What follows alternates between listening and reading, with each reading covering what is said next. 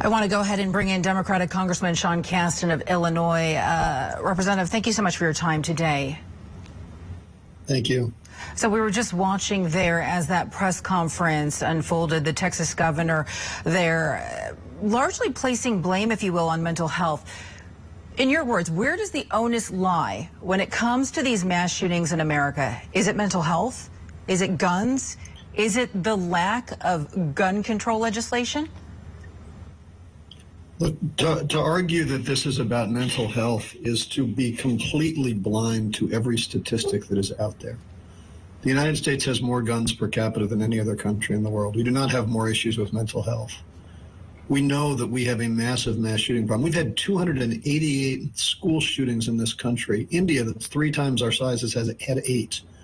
Are you going to tell me that with India and their situation and all the stresses that they have in that country with, lower poverty, the religious sectarianism, that they have less mental health than we do? The difference is they don't have as many guns.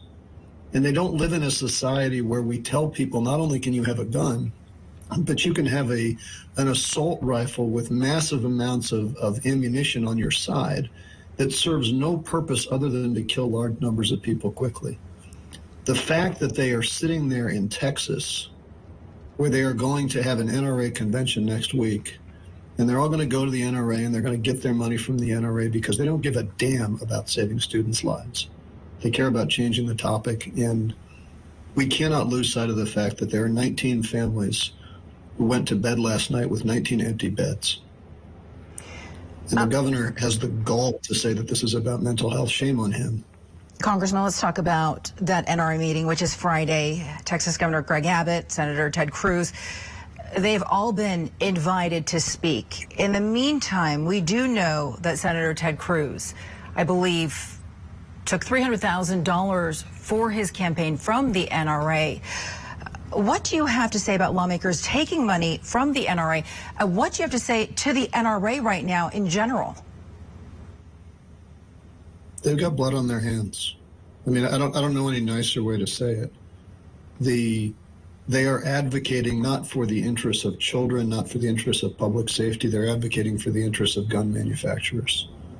All of us in this line of work have people who come to our offices and ask for our help. Sometimes they financially support our campaign, sometimes they don't. But all of us in this office ultimately have the responsibility to say, did I listen to everybody out there, and did I take those equities into account? If we blame the NRA on corrupting Ted Cruz for this, we are giving Ted Cruz a pass. Ted Cruz, as a human being, does not care that children are dying, and you can tell by his votes. The NRA is giving him money because they know he supports them. It's not the other way around. Why has it been so difficult to stand up to the gun lobby in America? Why? When it comes to members of Congress doing something about this, why has nothing been done? Well, I'd challenge the assertion that nothing's been done. We have in the House passed numerous bills, from assault weapons bans to background checks, closing the Charleston loophole. I've led an effort in my office to do a comprehensive set of gun regulation reforms, from dealing with gun trafficking to making sure that children don't have access to guns. We've passed a lot of these things on the House floor. The Senate has not even bothered to vote on them. The reason they haven't bothered to vote on them is because they think it's more important to preserve the rights of 40 senators to filibuster a bill than they do to protect all of our nation's children. It's a structural defect in the Senate. But the American people want this. The House has acted on it. And as long as we have members in the Senate, I don't care what party it is, as long as we have sitting United States senators who think that doing what the American people want, doing what the majority wants, doing what our founders intended, and solving hard questions by deferring to the will of the majority is not in their interest, that is where the problem lies. We either get rid of the filibuster, or every senator who is voting to keep the filibuster should be on the phone every day with everybody who got shot and say, this is my fault, I am wrong, I'm responsible, but I am too cowardly to change a dumb Jim Crow Senate rule. I'm sorry if I'm overspeaking this, but I don't want to do these conversations again.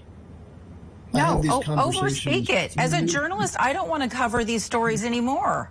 I have a 9-year-old at home. I don't want to cover mass shootings. I don't want to cover school shootings anymore. So go ahead, overspeak it. No, look, I have two teenage girls. One of them motivated at her school out of her own initiative to bring in some local groups to do a Stop the Bleed training, where they brought EMTs in to train teenagers how to pack a wound, how to reach their finger in a wound, feel where the artery was, which way the blood was flowing, put pressure on that, insert pressure in. The reason they did that is because they found that too often in these mass shootings, the first responders are not the EMTs because they can't get in because the doors are locked. It's the other people who are hunkered down with them. I both have tremendous pride that my daughter took the initiative to organize that, and tremendous shame that we as a country are making it the responsibility of 15, 16, 17-year-old kids to do what sitting United States senators don't have the courage to do themselves. Who are we? And I don't want to hear anybody say they have thoughts and prayers. You know, and thoughts and prayers is a way of saying I don't give a damn. You're a sitting United States senator. You have the ability to act, and all you're going to do is offer thoughts and prayers. Get out of the damn job. Let somebody come in who can lead, because clearly you can't. So in the meantime, there are 21 families who will not be saying goodnight to their loved ones tonight. What do you say to those families? What do you say to all of the victims of gun violence in America? I don't know how to say anything that hasn't been said 1,000 times before and has been far too ineffectual.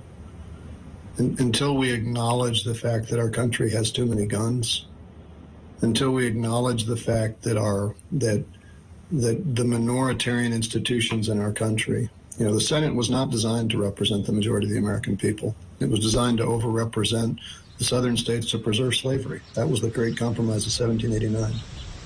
The Supreme Court was appointed by them, and they upheld rules that violated the will of what the majority of the American people want.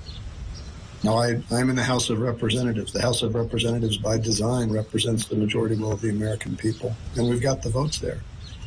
But until we confront the structural problems that are in the Senate, that are in the Supreme Court, we're in a position of making excuses. And we have to be forceful about that. We have to be forceful about that in ways that don't say, I'm only going to yell at people if they're in my party. I'm only going to knock doors if they're in my party. We have to act. And we're doing everything we can in the chamber that I serve in. But as you said, we've got 21 reasons yesterday that what we're doing is not nearly enough. You know, in the meantime, Congressman, President Biden's nominee for director of the Bureau of Alcohol, Tobacco, Firearms, and Explosives is having his confirmation hearing today. There hasn't been an ATF director confirmed for years now.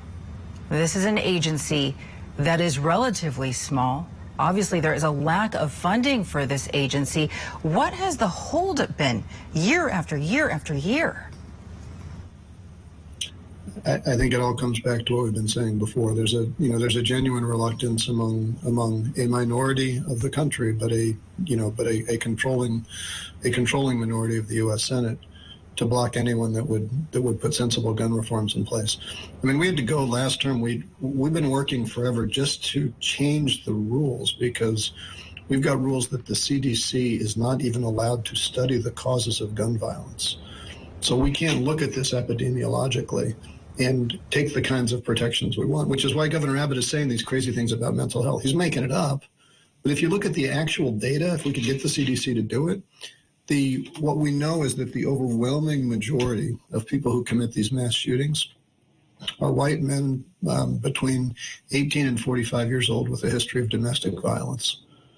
Let's treat that as an epidemiological issue and say, how do we find these people who are the perpetrators of these crimes, and how do we take guns out of their hands so that they can't go and kill people? That's the kind of things we would do if we were focused on doing what the American people want, if we were focused on doing things to make sure that people don't get killed. And instead, we have people saying what's most important is that we sell more guns. Keep this in mind. If we got rid of 50% of all the guns in the country tomorrow, We would still have more guns per capita than any other country in the world.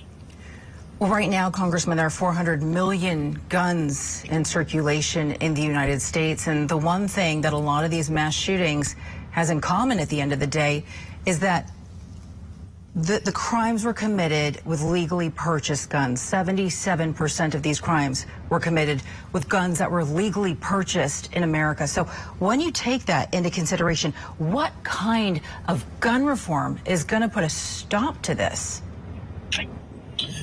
Well, you know, I think this is a case where both sides in a strange way are right. We simultaneously need better gun laws and we need to enforce the laws we have. You'd asked about the ATF. Too many of our police departments don't have the resources to go through and make sure that they can fully investigate. We've got issues in Chicago where 40% of all the gun crimes done in Chicago are committed with a gun that was trafficked in from out of state. And yet the police departments in Chicago don't have the resources to go identify the serial number, determine who purchased the gun, and then drive over to Indiana or to Wisconsin and chase it down. A properly funded, properly led ATF could fix that. That's an enforcement of laws we already have. Having said that, we still do need more laws. I mean, think about the fact that why do we give people access to high capacity magazines? You don't need that for hunting. It makes for a pretty lousy piece of venison. Why do we give people access to assault weapons? You don't need those for self-defense, but they're not called self-defense weapons. They're called assault weapons. These are military weapons. Why are we giving those to civilians? There's no reason for that. We should not allow that. We should take them away. Finally, Congressman, I wanted to go ahead and mention something that the Texas Attorney General had brought up during that press conference. He was calling for teachers to be armed. What do you think about these proposals that instead of gun control laws, more teachers or staff need to be armed in order to protect school campuses? Look, number one, I have never talked to a teacher who wants to be in a position where they either have a gun in the classroom, have to worry about who might get control of that gun in the classroom, or use a gun in the classroom. I mean, that is horrible. Number two, I guess my short answer is I would say talk to anyone in law enforcement before you say something like that. When you talk to people in law enforcement and they say when they get on a scene where they know there is someone armed, where they know there is a shooter, and all of a sudden they see someone holding a gun, do not put them in the position where they have to try to decide whether that's a good guy or a bad guy. And it's a really, really bad. Before I let you go, Congressman, I understand that you do have to go. Do you have any final words to the families in this tragedy or even just to the people of the United States of America when it comes to gun violence? My heart breaks for everybody who's lost. You know, there but for the grace of God go all of us who have ever loved. We are not doing enough, and I would ask you all just to stay civically engaged and vote. We can fix this if we have people in office who care about you and know that I do. And I wish we had more who did. Congressman Sean Casten of Illinois, thank you so much for your time today. We appreciate you spending it with us. Thank you. All right, let's go ahead and get you